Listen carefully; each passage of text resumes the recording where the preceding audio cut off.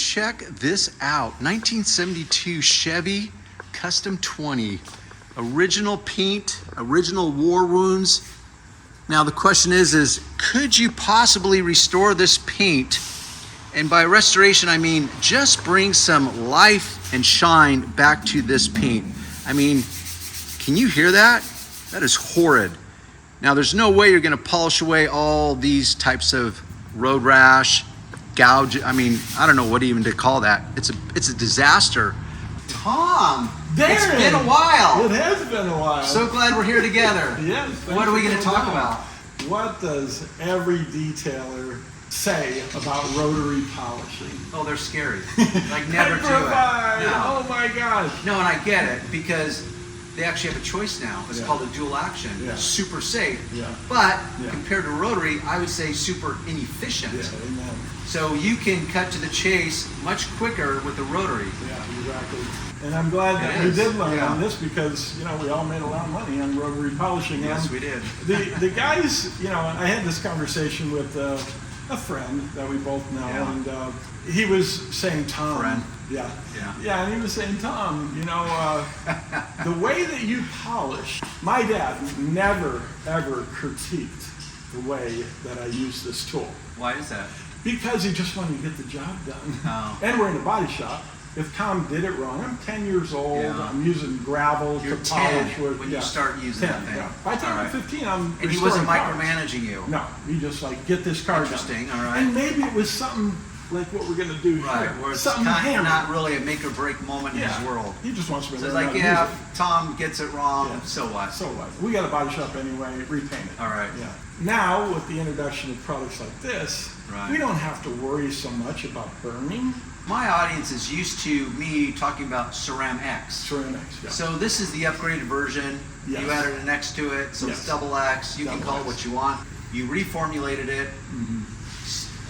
This is a perfect vehicle for double X. Okay. Now, for the, what this says on here, production, that wouldn't necessarily be detailers. And we have the implication is that it's high volume shops that they're not dealing with like concourse level type of delivery. Yes, exactly. They want to produce shine, they want to cut to the chase, they got to be profitable. Yeah, and no swirl marks. Yeah. So without swirl marks. Yeah, without swirl marks. Yeah. So XX on something so hammered like this, perfect.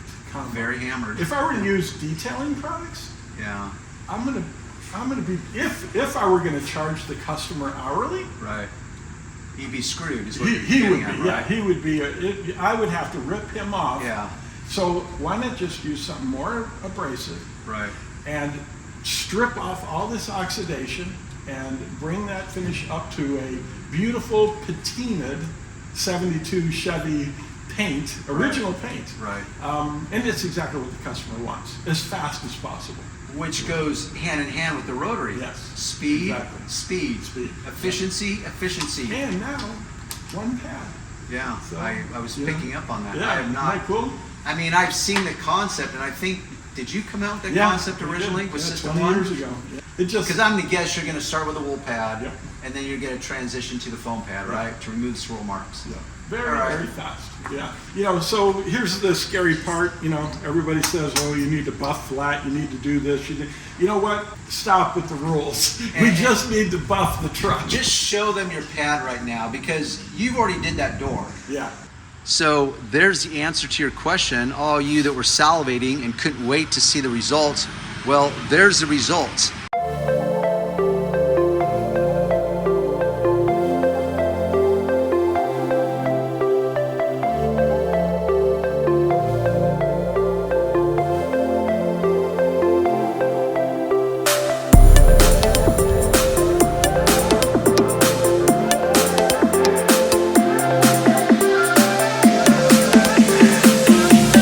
I just wanted to show, like, you've already been working at this. Yeah, we did that door. Which is the reason the pad looks well used. A little bit. It's got some stuff going on. Yeah. All right. So that's the amount of product you're putting on right now. Hold it flat. This is the way, we're all taught, hold the bucket flat. That's not the way we do it in the body shop. The way we do it in the body shop come up on edge. Cut in one direction.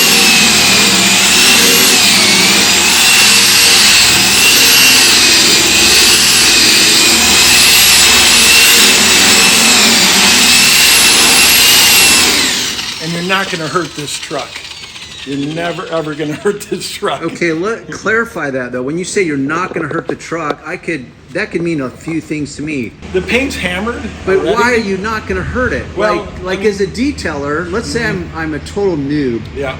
That looks scary. Like there's no way I'm not going to watch hurt the this, paint. This is really fun to do in a body shop because everybody's afraid of burning because you're using really bad products with a lot of gravel in it. Right. Because that's their mentality. Now, when you say gravel, that's really a metaphor for the abrasive technology Yes. that's put into the other garbage stuff, Yeah, right? and you can feel it. You know, Yeah. you can feel, and you go, "Oh wow, that's really abrasive." Yeah, never use that on your car ever. never Yeah. use that. Here's an edge. Watch how safe this is.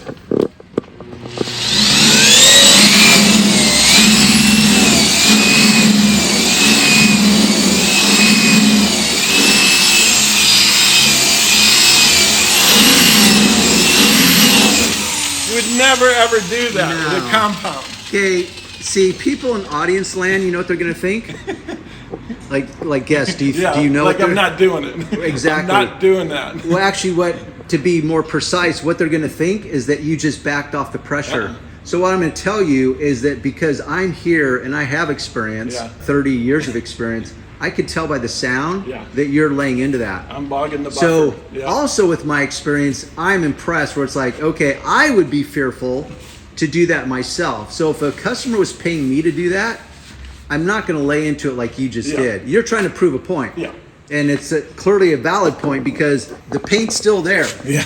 Okay, you did not burn through that edge. Yeah. So as I'm watching, I'm going, okay, clearly he's Stop, not Tom. going to. Yeah, he's Stop. not going to keep going You're gonna pass blow the after video. pass. You're gonna You're going to blow ruin the this. video, but Yeah. you didn't. Yeah. And that was an extreme moment. Like in the real world, you don't need to lay on the edge. You're just trying to prove a point. Yeah.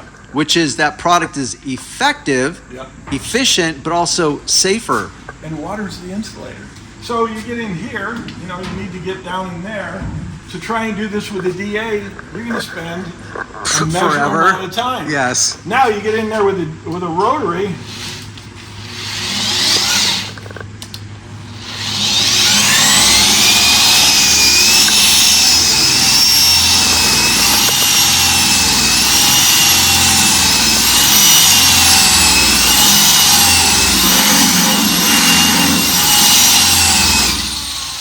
Yeah, because I know what is possible with a rotary, and I'm seeing how much time that's taken with a rotary, and I'm going, man, with a dual action, like, oh my God, like somebody shoot me. Yeah. It would just take way longer. But I get it. There's that fear factor. So that's part of the video is trying to walk you back off the edge of the cliff, guys. The rotary, what brand is that? This is our brand, Oh. CS Tool. Wow, check you out, Tom. So what does it dial down to? It's Okay, one, which is something I want to demonstrate to you guys. If you're on the fence and you're like, oh man, I want to learn how to rotary, maybe you just want to learn for bragging rights. Doesn't matter.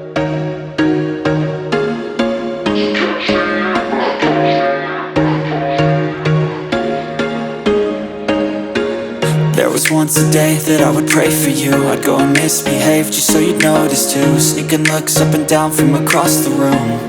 And damn, what a hell of a view. I feel good, you look great.